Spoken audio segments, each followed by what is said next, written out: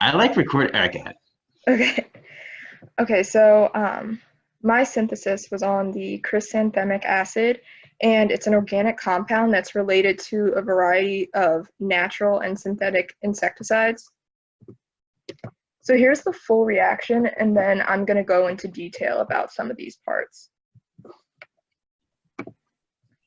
So we first start off with the Claisen rearrange reaction, or called the Claisen condensation reaction, or the Johnson-Claisen reaction. It kind of has a variety of names, and that's where an allylic alcohol is treated with a trialkyl orthoacetate.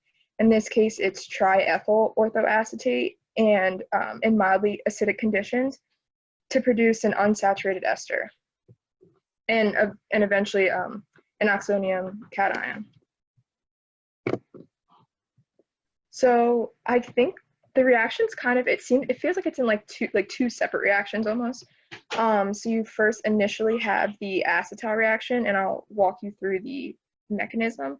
So you start off with an orthoacetate, which is a carbon that's attached to 3 ethers or alkyl oxide groups, and one of the oxygens becomes protonated and then eventually leaves as an alcohol, forming an oxonium cation. And then that happens again to another ether. Again, the oxygen's protonated, and then it leaves as an alkyl oxide group, or it leaves as an alcohol and forms an oxonium cation.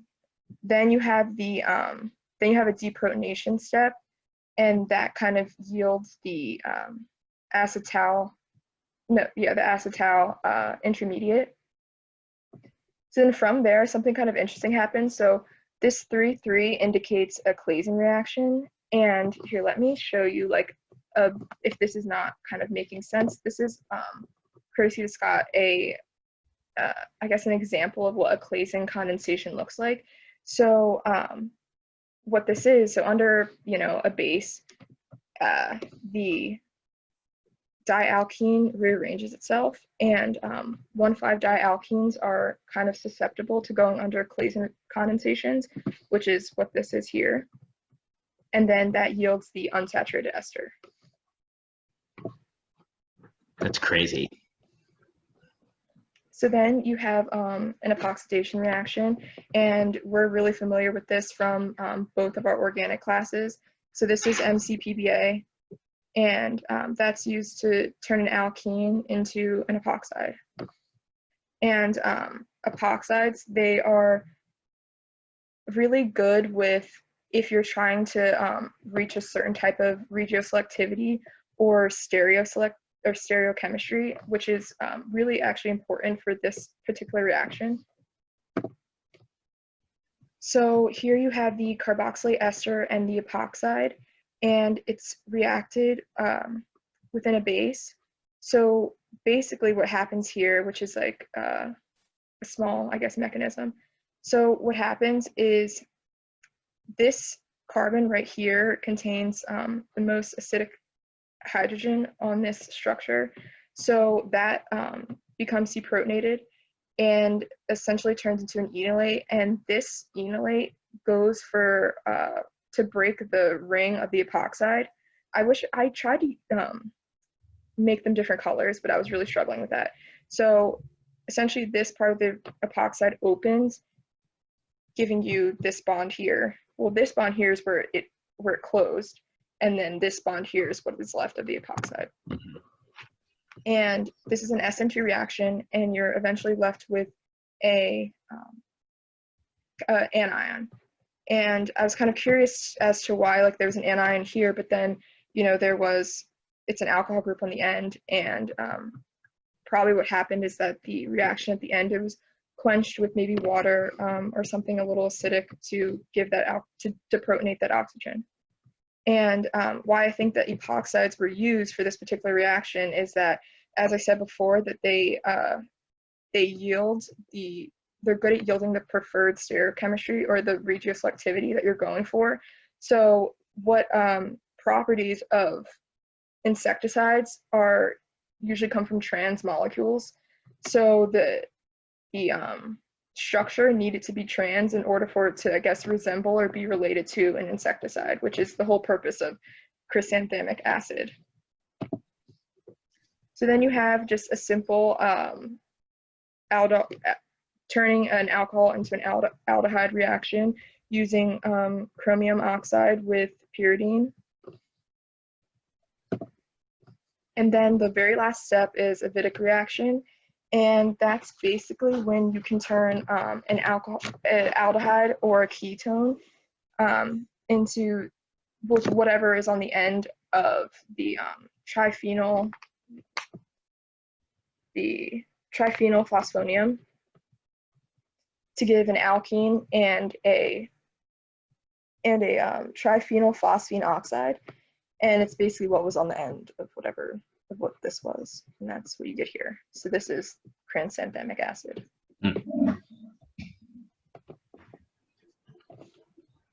That's it. That's a nice one. So maybe some of you know that like chrysanthemums are, I guess if people sometimes plant chrysanthemums around like other plants to keep like bugs away from plants. Have you heard of this? Anybody?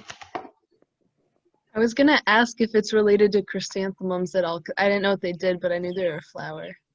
They are, yeah. And apparently like people have used chrysanthemums as like deterrents for bugs for a long time. And this molecule is, I think it was originally found in chrysanthemums, which is why it has its name. And it's the thing that's responsible for just deterring pest insects.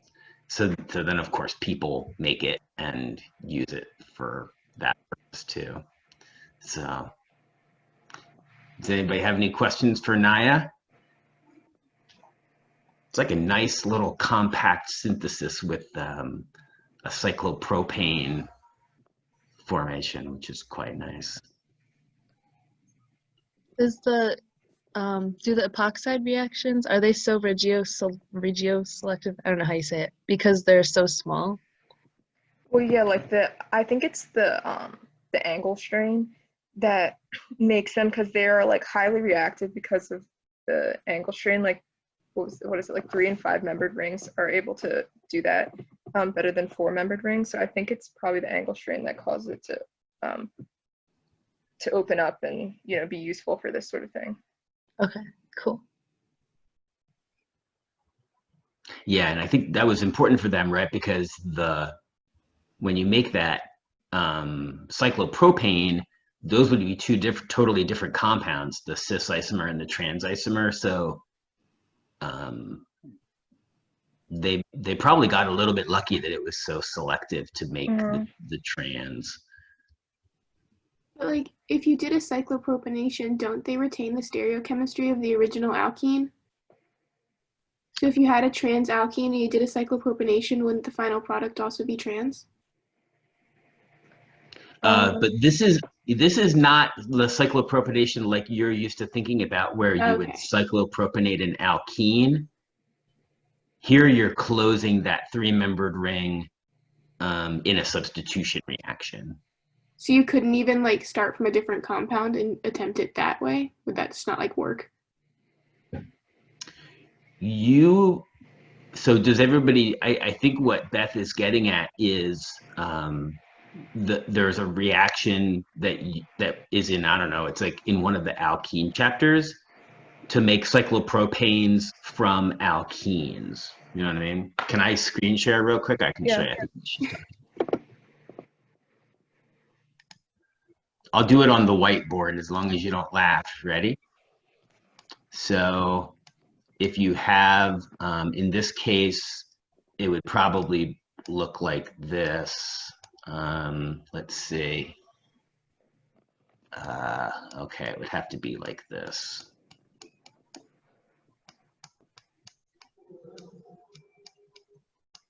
Is everybody getting used to the ETME abbreviation thing? Okay. So then you might remember this would be like the Simmons-Smith epoxidation or cyclopropanation.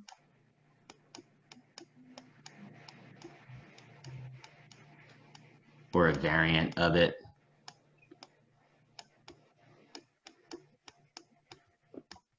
So you can take like this part of a di-iodo compound, and then this carbon makes a cyclopropane with the two sides of the alkene. So you would get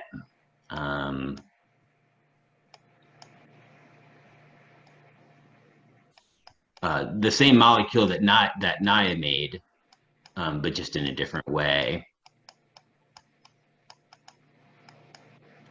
And then there'd be like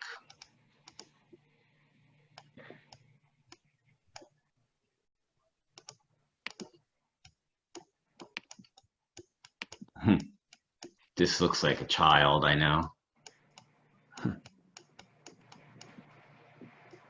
So you could do that. In principle, you could do that. And that's where you're talking about like these two bonds you could get trans stereochemistry here if you started with trans stereochemistry in the alkene. But Naya's synthesis was totally different.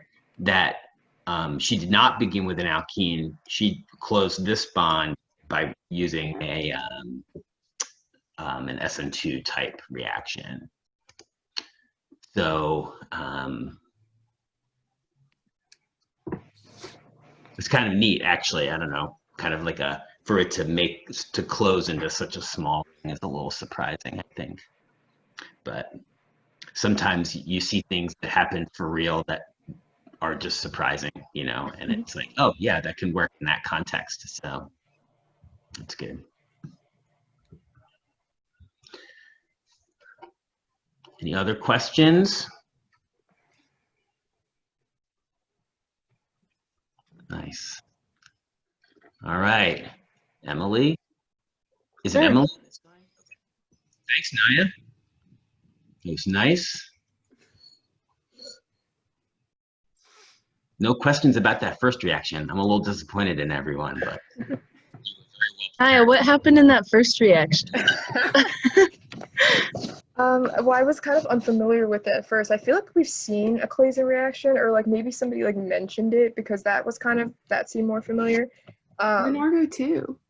Okay, yeah, then I guess it's But pretty familiar. This is not that. So Claisen actually has a lot of reactions associated with them, and this is not the normal one. Okay. So this is a different Claisen. Is Claisen like a group or a person, or? Claisen is a person. Yeah. I wasn't sure. I didn't know. Yeah. Kind of. I don't know when Claisen lived, but I wouldn't be surprised if it was like in the beginning part of like the 20th century, actually. Yeah. Didn't he also make an adapter? Yeah. There's something in the lab that's named after him. Yeah. Claisen. Yeah, that's true. Yeah. Yep. Yeah. So there's as far as I'm aware, there's 3 reactions. There's the Claisen reaction, which is sort of like that's like an aldol reaction of esters, right?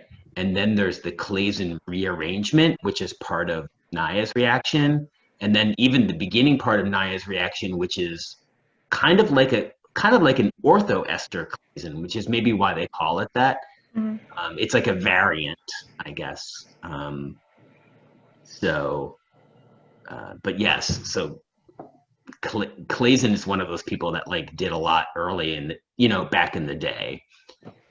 Another one is Fischer, right? The Fischer esterification, and Fischer also like proved the stereochemistry of several different carbohydrates and all that kind of stuff. So like, yeah.